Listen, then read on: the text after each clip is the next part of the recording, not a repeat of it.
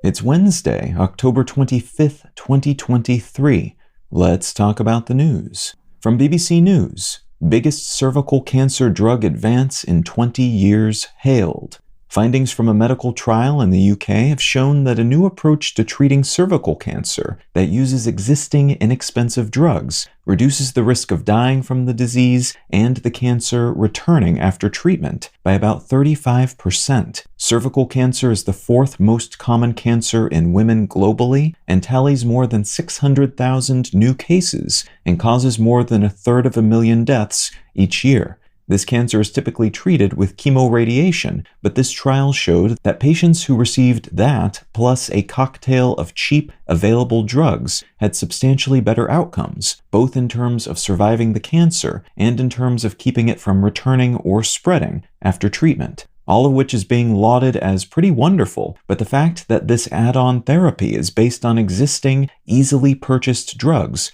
is extra great, as the majority of new cases and deaths, about 90% of them, occur in low and middle-income countries, where patients are less likely to have the resources to pay for expensive treatments.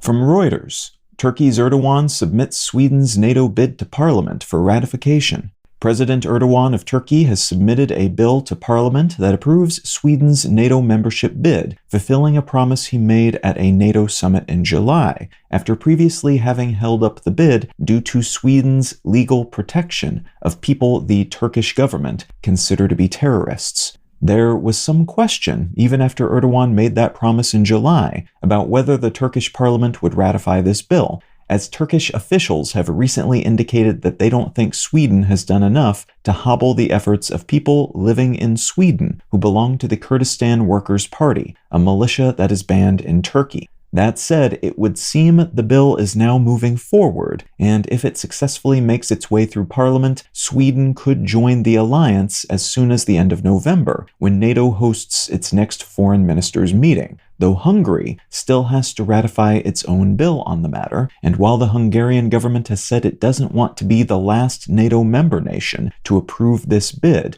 there's a chance their legal process could hold things up beyond that upcoming meeting.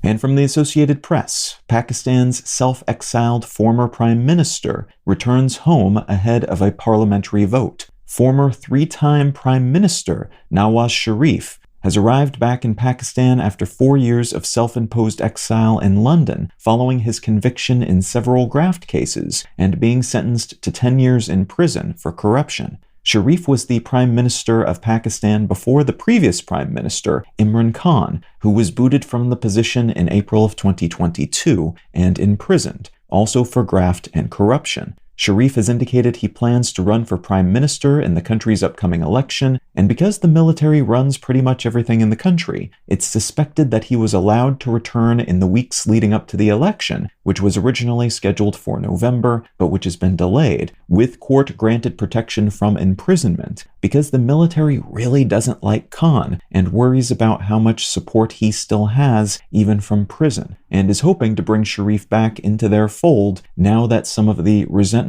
between him and the military higher-ups have cooled a bit.